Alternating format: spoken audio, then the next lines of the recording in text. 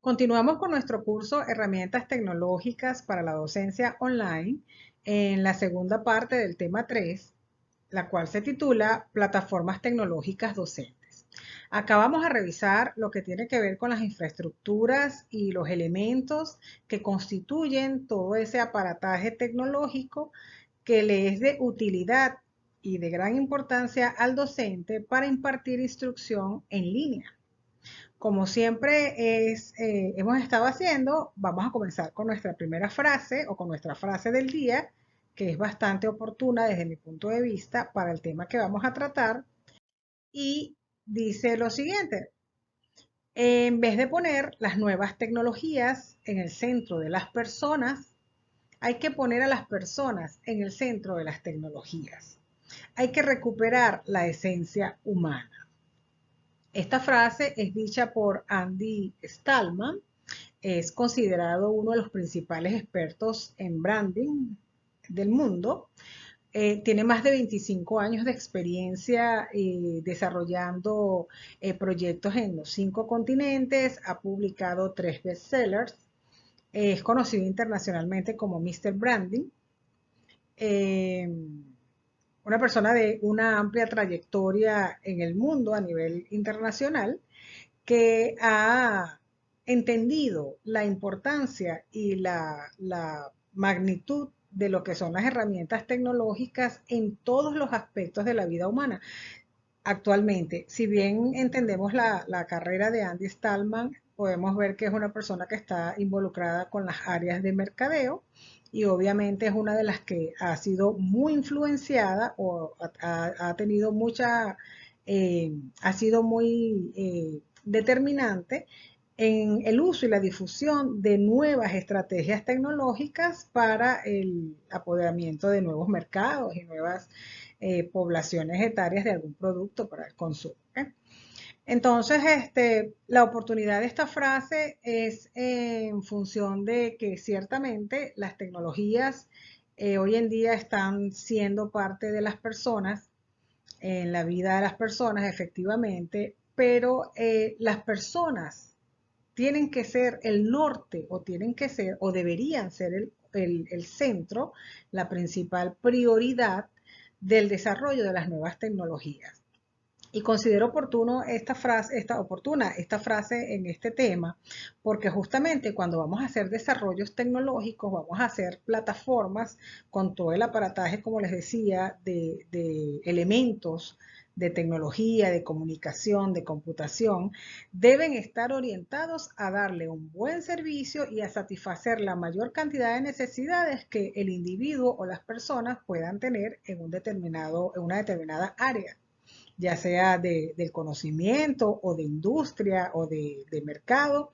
En nuestro caso, el área de enfoque obviamente es el aprendizaje, el proceso de enseñanza y aprendizaje, y hacia allá tenemos que dirigirnos. En este sentido, bueno, vale el destacar mi experiencia particular en lo que tiene que ver, bueno, yo resaltaba acá que de esa frase lo que realmente es muy relevante desde mi perspectiva es poner a las personas en el centro de las tecnologías, justamente por lo que les estaba explicando, que debe ser el norte fundamental del desarrollo de cualquier tecnología. Desde el punto de vista de la experiencia que tengo y parte del currículo que he estado compartiendo con ustedes en cada nueva clase, entonces acá continúo haciendo énfasis en la creación y la coordinación de la línea de investigación de software libre.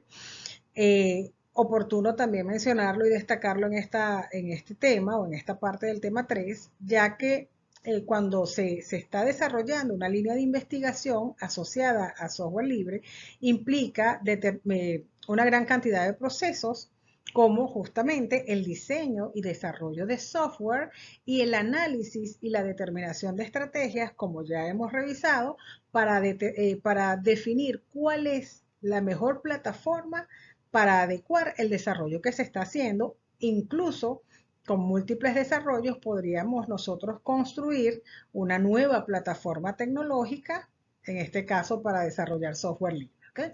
En nuestro caso particular del curso es para hacer desarrollos y hacer cualquier tipo de proceso que implique la enseñanza y el aprendizaje, ¿no? Que pueda distribuir conocimiento en grupos de personas que estén en aprendizaje. Siendo parte de la línea entonces esas actividades de desarrollo de software y ajustes a nuevas plataformas tecnológicas. De tal manera entonces que para hablar de plataformas tecnológicas, que es el tema de hoy, como les decía, la segunda parte del tema número 3, ya cubrimos lo que tenía que ver con desarrollos tecnológicos, lo que implicaba los desarrollos tecnológicos, que es el curso, la clase pasada. Entonces ahora en esta oportunidad vamos a revisar lo que tiene que ver con las plataformas tecnológicas. Cuando estamos hablando de las plataformas tecnológicas, estamos hablando de una gran conjunción de elementos de comunicación, de computación, de almacenamiento de información, de análisis de data, de mecanismos de ingreso de información, mecanismos para extraer información y un sinfín de procedimientos a nivel macro y a nivel micro que permiten alcanzar el objetivo para el cual esa plataforma está siendo diseñada. Como estamos hablando de plataformas tecnológicas, es necesario que entendamos de una forma general lo que implica realmente una plataforma tecnológica, ¿no? Para eso vamos a darle un vistazo, como es el orden del curso que nosotros estamos viendo, como siempre les comento, es un curso bastante rápido y nos permite tener una visión muy general de cada uno de estos temas. Cada uno de estos temas implica un seminario independiente. Nosotros en Amazing Engineering también dictamos esos seminarios independientes y en lo personal yo dicto este tipo de seminarios porque mi experiencia me lo permite. Entonces, revisar un poco lo que tiene que ver es arquitectura del computador para lograr un entendimiento macro y general al finalizar la clase. De tal manera entonces que revisando la arquitectura general de lo que es el elemento del computador, entonces tenemos acá tomada de una lámina de otra presentación, de otro curso, tenemos los elementos básicos que conforman el computador. Obviamente, repito, cuando estamos hablando de los elementos básicos que conforman el computador, estamos hablando de unos grupos muy, muy generalizados que conforman el computador desde el punto de vista del equipo que permite desarrollar aplicaciones para la industria. Ojo, cuando estamos hablando acá de los elementos básicos del computador, no estamos hablando de computador desde un punto de vista de distracción, de diversión, de entretenimiento, sino desde el punto de vista de ese equipo tecnológico que está operando para desarrollar una actividad productiva.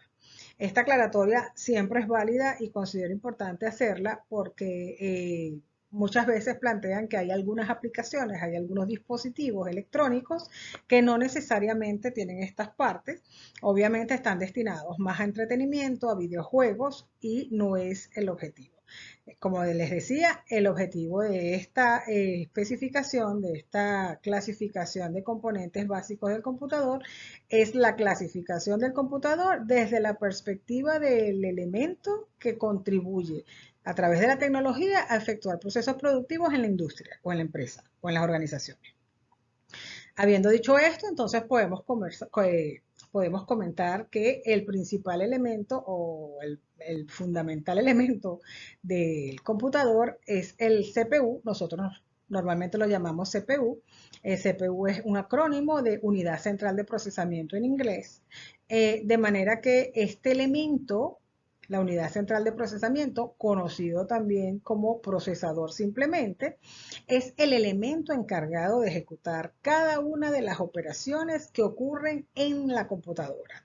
Recordemos que en la computadora están ocurriendo millones de operaciones en fracciones de segundo, utilizando los lenguajes que utiliza obviamente la computadora, en este caso el lenguaje binario, a través de sistemas de numeración que son modificados y operaciones binarias que se hacen en función de la velocidad que tenga el procesador para desarrollarlas. Digamos que el procesador viene a ser una especie de calculadora de números en binario, ¿ok? Ceros y unos.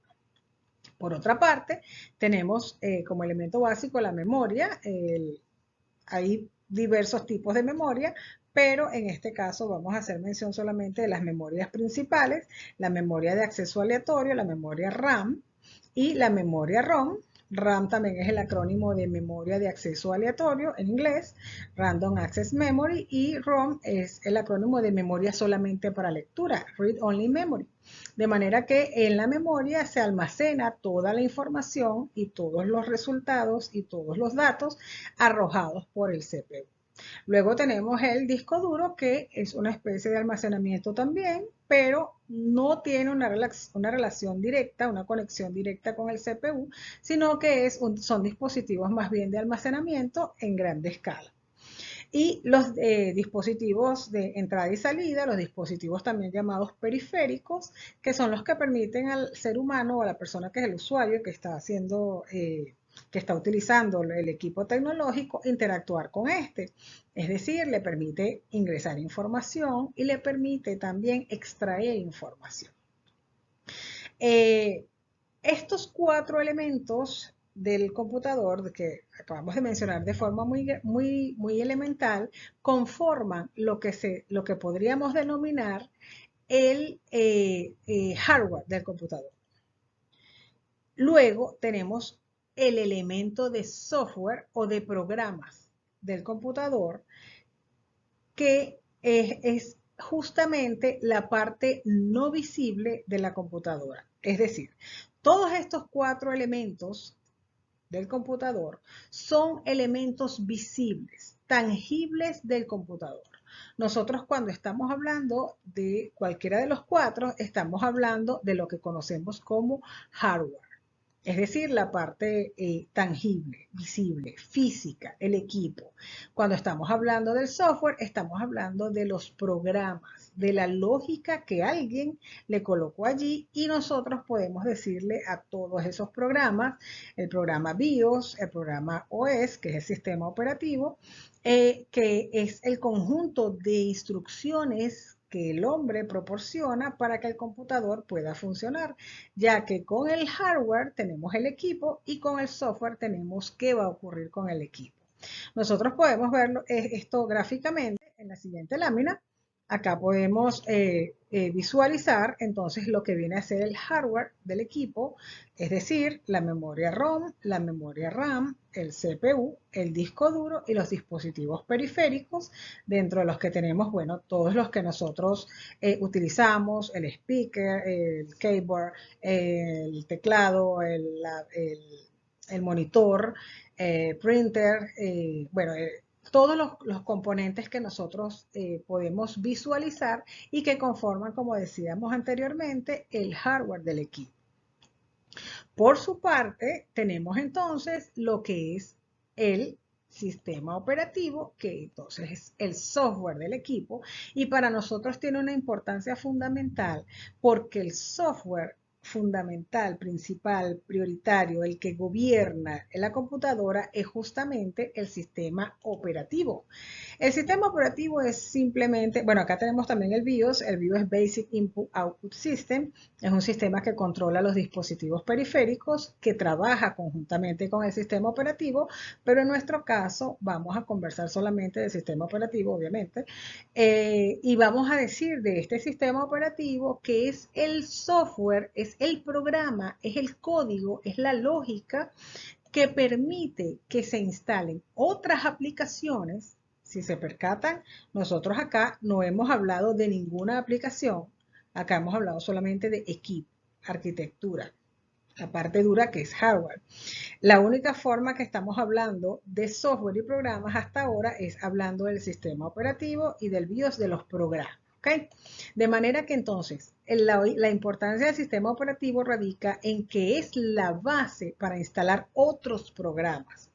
Si el sistema operativo no reconoce, no se entiende, no permite o no autoriza la instalación de otros programas, otros software, entonces ninguno de esos software, ninguno de esos programas va a poder ser instalado en el hardware o en el equipo que nosotros tengamos allí conectado.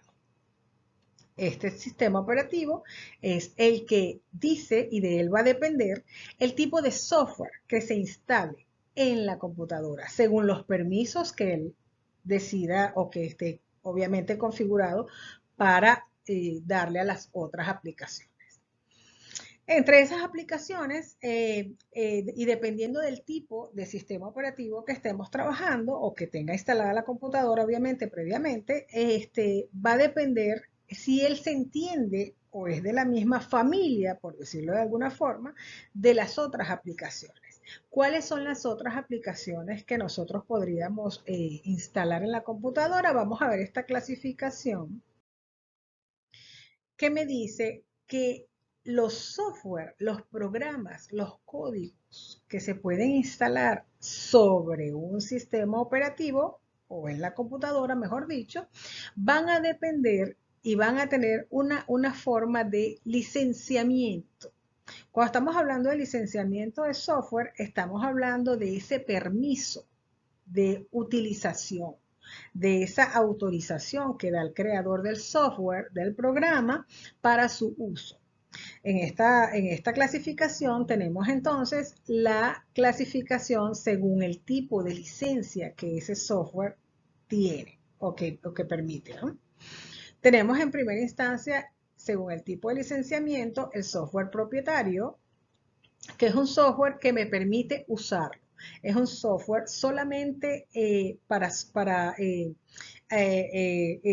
uso de esas aplicaciones y con ellas desarrollar nuevas cosas, pero a partir de ellas, como una herramienta.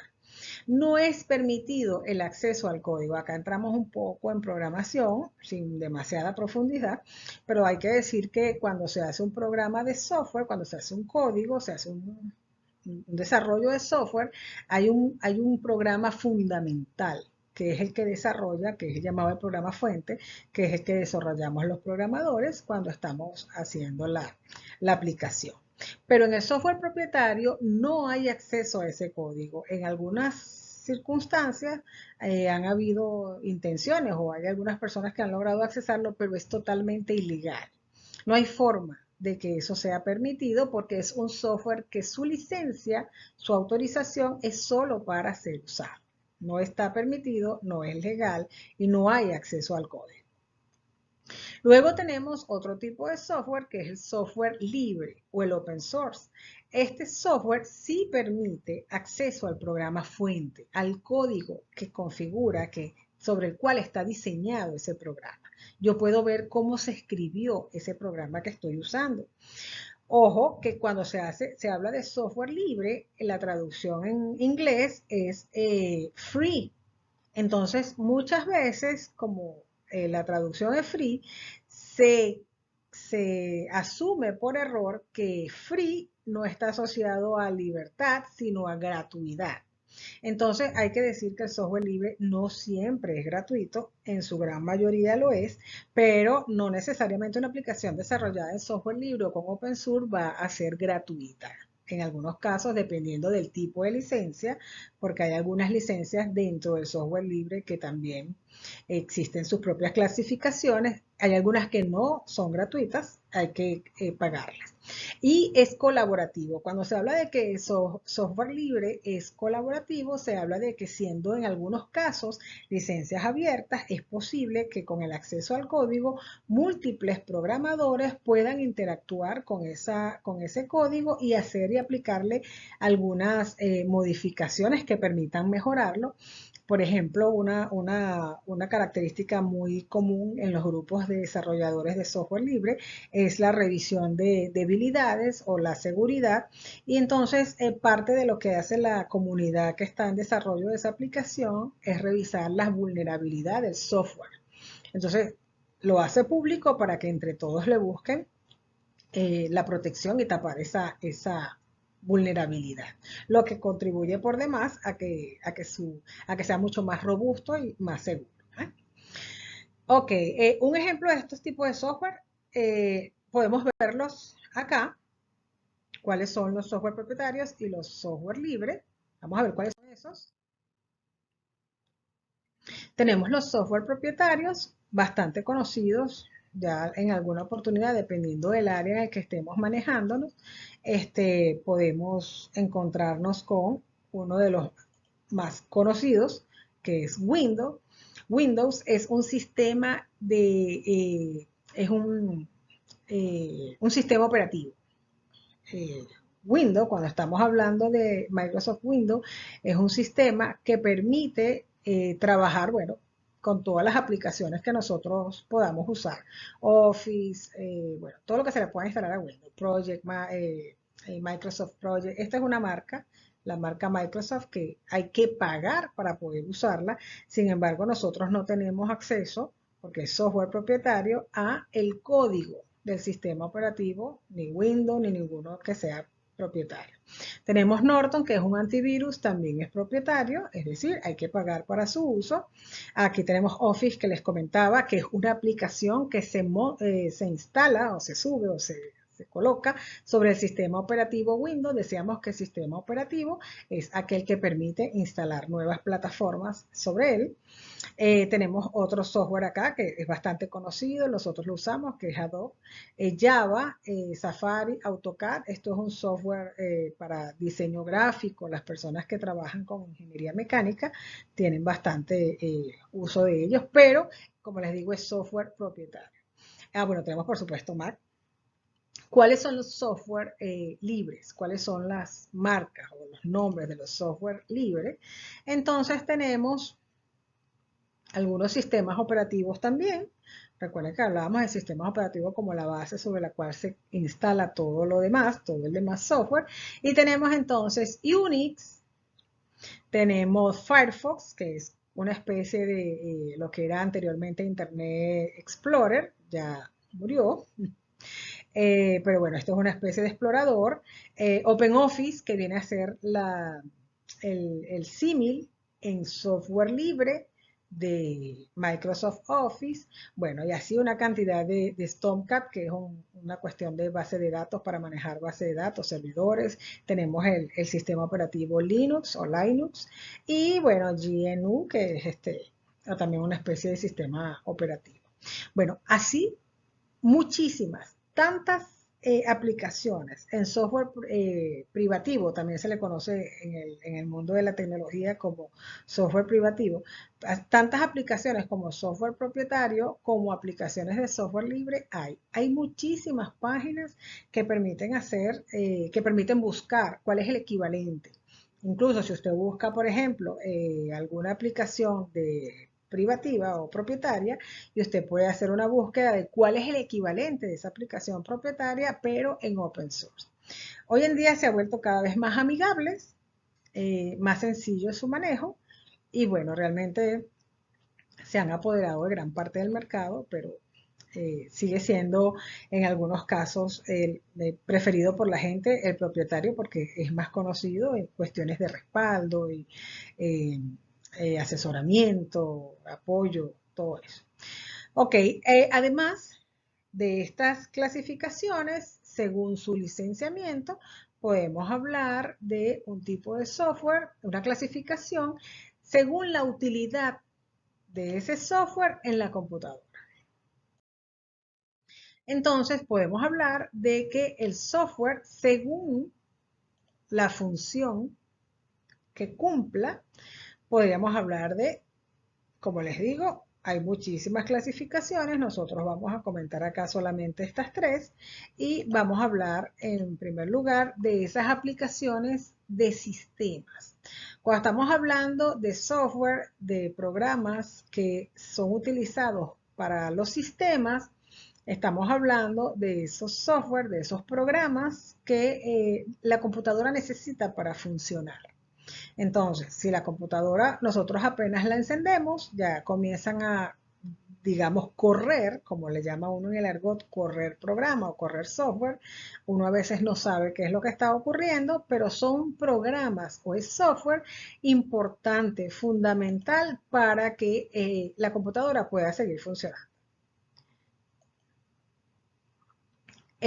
Luego tenemos el software de programación, que son programas que ayudan a programar. Entonces son aplicaciones, son desarrollos que nos permiten a nosotros hacer nuevos desarrollos. Son aplicaciones, son software, son programas. Ojo, cuando hablo de software, programas, aplicaciones y código es exactamente lo mismo. Cuando estoy hablando de eso, en este curso estamos hablando exactamente de lo mismo. Simplemente que uno los menciona y los utiliza como sinónimos, ¿no? Software, programas, código, instrucciones. Es el mismo funcionamiento del computador. Cuando vemos los elementos, todo es software. Entonces, cuando estamos hablando de esos programas, ese software que es para desarrollar nuevos software, entonces estamos hablando acá de software para programar. Acá es interesante hacer la acotación de que el software para programar debe cumplir, y esto es desarrollo de software, o cuando estamos desarrollando aplicaciones, que todo software, todo sistema que se desarrolle debe tener al menos 4 funciones: ingresar información, modificar información, eliminar información y consultarla. Esto es una recomendación que yo siempre les hago a los estudiantes, que por lo menos tienen que verificar que cumplan esas 4 funciones. Entonces el sistema ya a partir de allí puede ser mejorado en 1000 formas, ¿no? Dependiendo del método de ingreso, modificación, eliminación y consulta de la data que esté ingresando a ese sistema. Y luego entonces tenemos lo que son el software o lo que son los programas para desarrollar aplicaciones.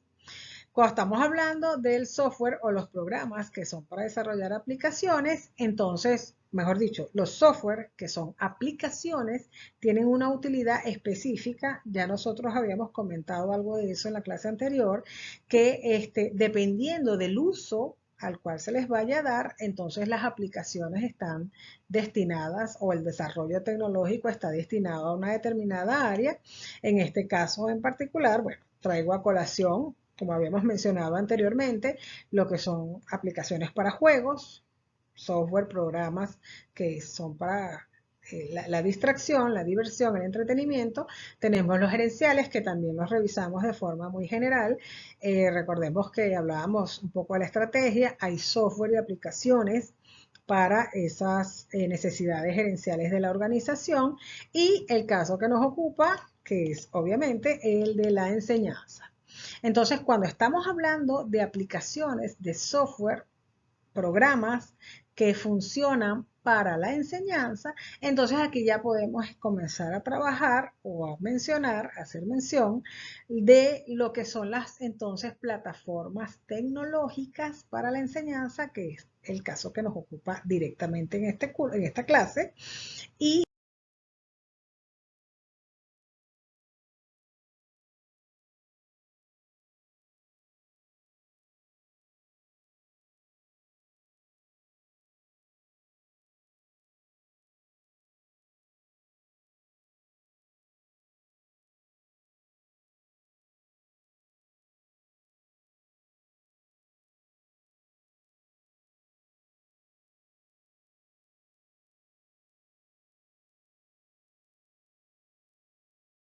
esos desarrollos, entonces, que me permiten utilizar todos los recursos del e-learning para tecnológicos para el apoyo del e-learning.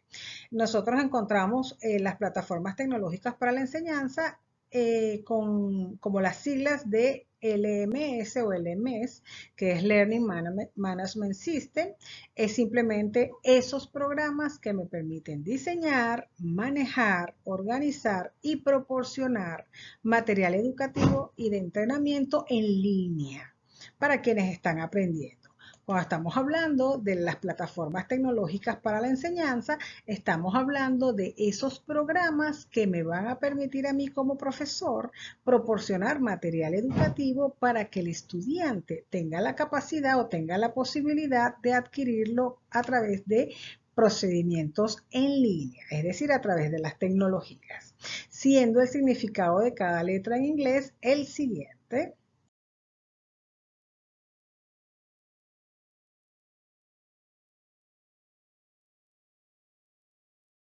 Cuando estamos hablando de Learning Management System, estamos hablando de que learning, la traducción en español, es aprendizaje o aprendiendo, simplifica el aprendizaje dentro de las organizaciones. Me permite facilitar y actualizar de una manera sencilla el conocimiento, la información que está siendo impartida. Cuando estamos hablando de management, estamos hablando de esa parte de la plataforma o del LMS, del sistema de gerencia del aprendizaje, que me permite analizar la efectividad del proceso. Cuando hablábamos nosotros de la efectividad del proceso de enseñanza y aprendizaje en nuestras primeras clases, hablábamos de que el elemento indicador de la efectividad de la enseñanza o de si la enseñanza había sido productiva era la facilidad o la realmente adquisición de la información por parte del alumno, de la persona que lo estaba tomando, y su efectividad iba a estar en función de la velocidad con la que ese alumno entendiera la información y adquiriera realmente el conocimiento que se le estaba impartiendo. Por otro lado, el management o la parte gerencial del Learning Management System ayuda a organizar. Recordemos que en gerencia hay varias funciones fundamentales, que es administrar, controlar, supervisar, distribuir los recursos. Entonces, esta parte de management de cualquier LMS significa esa organización para obtener el resultado, cómo se va a administrar los recursos de la plataforma que estemos utilizando, etcétera, etcétera. Por otro lado, System, nosotros ya hemos hablado de lo que quiere decir el sistema, pero bueno, simplemente acá en esta oportunidad podemos decir que es la sincronización de varios elementos que trabajan, obviamente elementos tecnológicos que están trabajando juntos para lograr el objetivo de la plataforma de aprendizaje. Para su configuración, el LMS o el LMS nos permite hacerla desde dos posiciones, porque recuerden que esto como plataforma también tiene dos perspectivas para ser utilizado. Entonces, para configurarlo, nosotros podemos posicionarlos como, eh, dependiendo de la interfaz que vayamos a utilizar y dependiendo de nuestra postura, podemos verlo desde una perspectiva de administrador.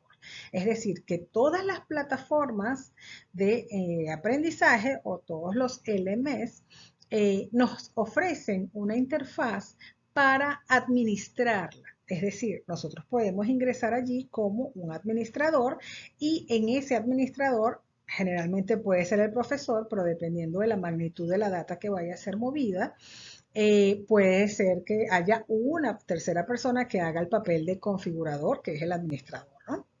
Sin embargo, si no es mayor la dificultad de la plataforma en sí, el mismo profesor puede utilizar esta interfaz para crear el contenido, organizar las clases, evaluar a los estudiantes y configurar todo lo que es el aspecto general del LMS, los colores, los logos, todo eso.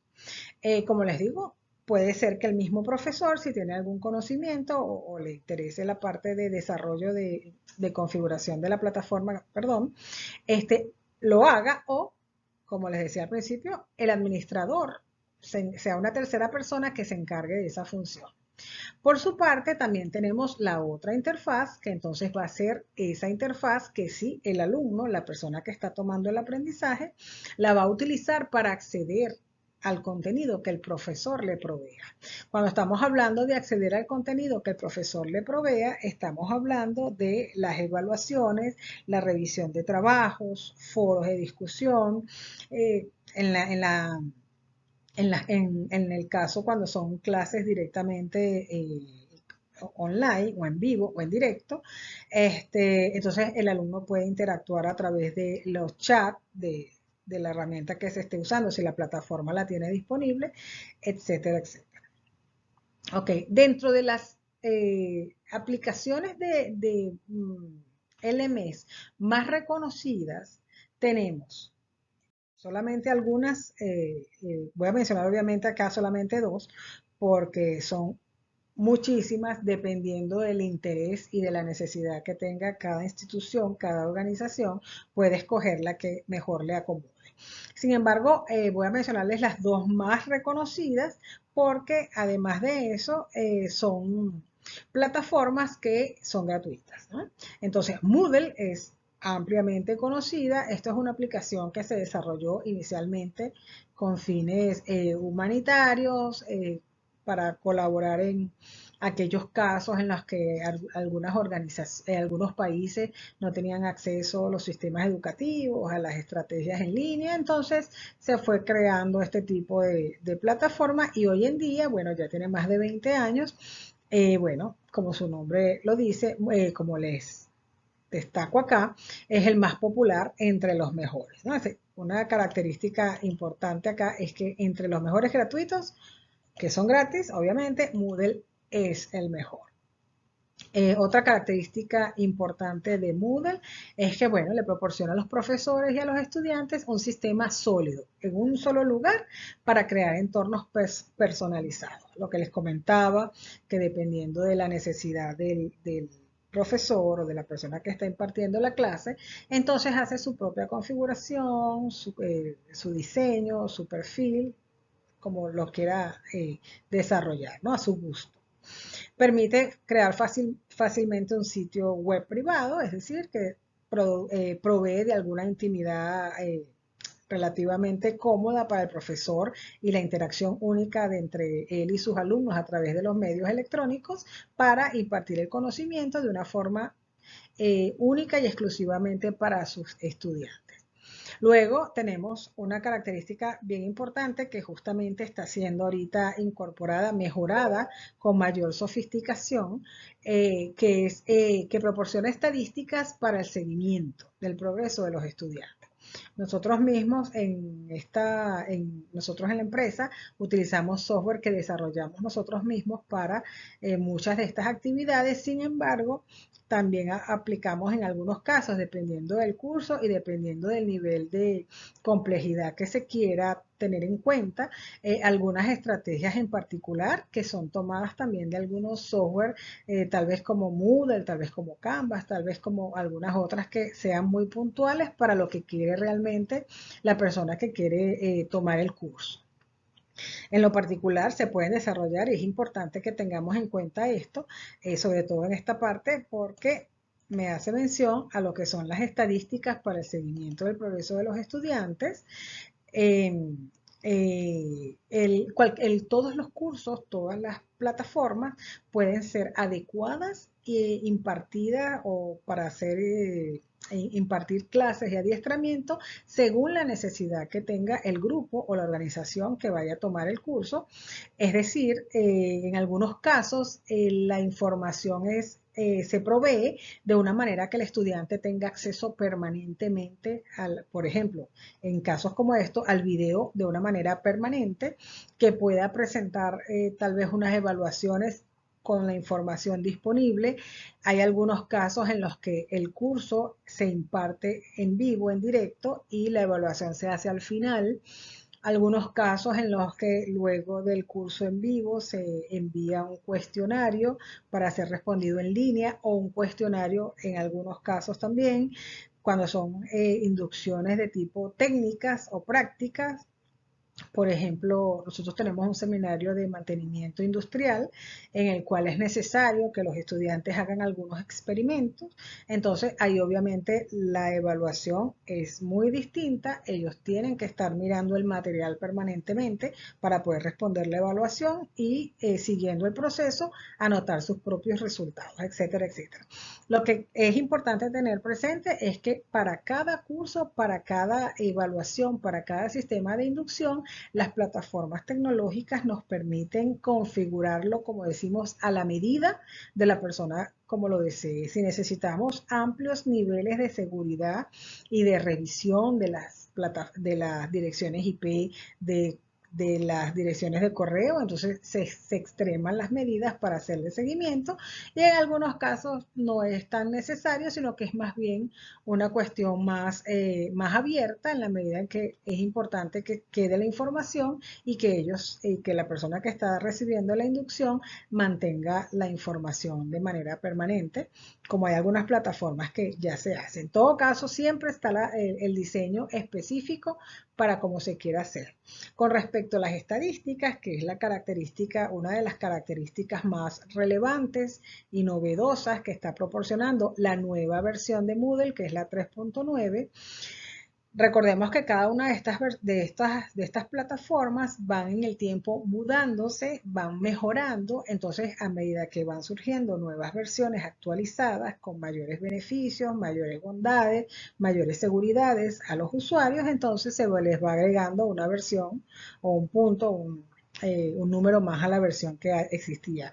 En este caso hay una versión de Moodle 4.0, no la variante que existe es que no está suficientemente respaldada a nivel técnico, sin embargo, la 3.9 es la última respaldada a nivel técnico suficientemente como para utilizarla con tranquilidad.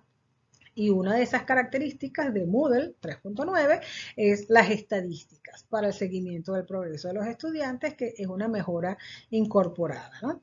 La interfaz de Moodle me ofrece las opciones, vamos a verlas acá.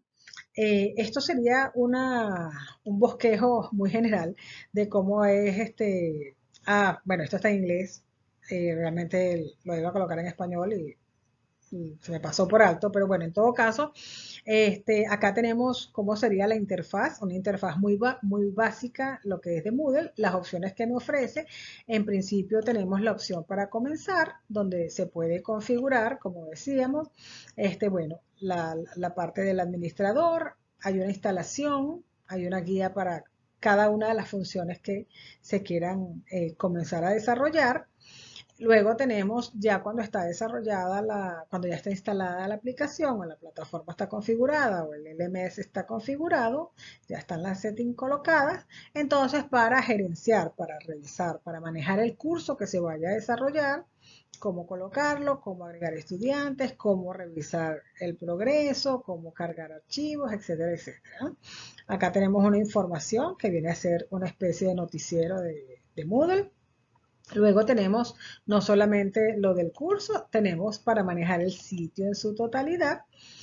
Bueno, igual, usuarios, cursos, cambiar cómo se ve, algún plugin que quieran instalar.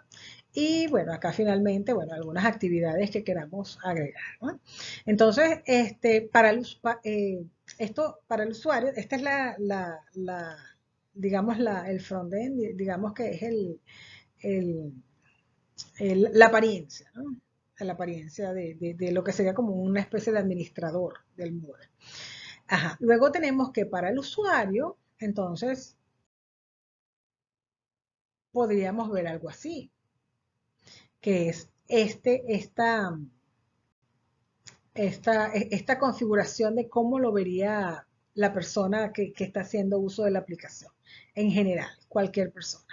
Entonces, tenemos el área personal, una especie de menú sencillo, inicio, calendario, archivos privados que el usuario quiera utilizar. Y luego tenemos administración del sitio, pero ojo, porque la parte de área personal, inicio y todas esas cosas es visible para los profesores y los estudiantes, y la parte de administración del sitio obviamente va a ser visible para los administradores. Bueno, luego tenemos todas estas funciones y todas estas posibilidades. ¿Mm? Tenemos otra plataforma que es bastante utilizada, que creo que la comenté, la mencioné, que es la plataforma Canvas. Tiene utilidades muy similares a Moodle. Bueno, funciona con plantillas. Esta es una aplicación que fue desarrollada por gente de diseño gráfico, es bastante gráfica. Los profesores pueden usar alguna de las funciones sin costo.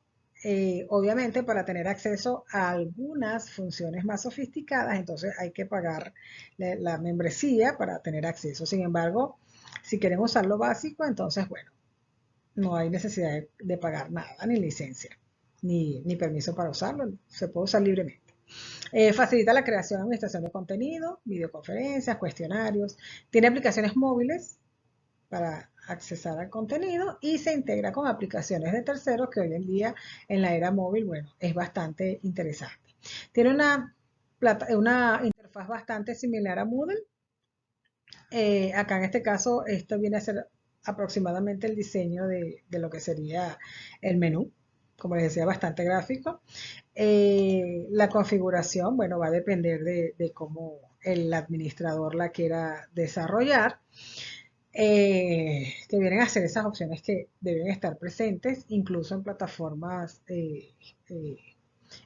privadas, ¿no? Recordemos que esto es para administrar y manejar el LMS, la plataforma, pero no son únicas de este tipo de sistemas, sino que están presentes en cualquier sistema, como veremos, plataformas privadas. Por ejemplo, esta plataforma tecnológica, que es la plataforma tecnológica de esta institución, y acá está el ingreso a través de un nombre de usuario, una contraseña, que es el primer mecanismo de seguridad que se consigue para poder ingresar.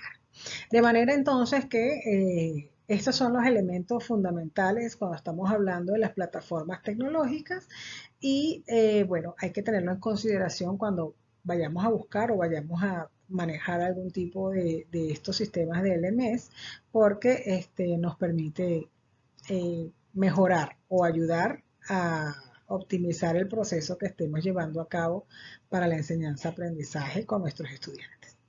Bueno, esto ha sido todo lo que nosotros tenemos que tratar en este tema número 3. Ya con esto finalizamos el tema número 3. Recuerden que este video va a estar disponible por una semana y luego de esto entonces nos corresponde hacer nuestra evaluación, quedándonos por revisar el próximo tema, que es el tema número 4. Eso ha sido todo. La próxima clase vamos a ver aplicaciones, ya las aplicaciones desarrolladas no para la enseñanza, sino aplicaciones en general, y finalizamos. Eso ha sido todo. Gracias.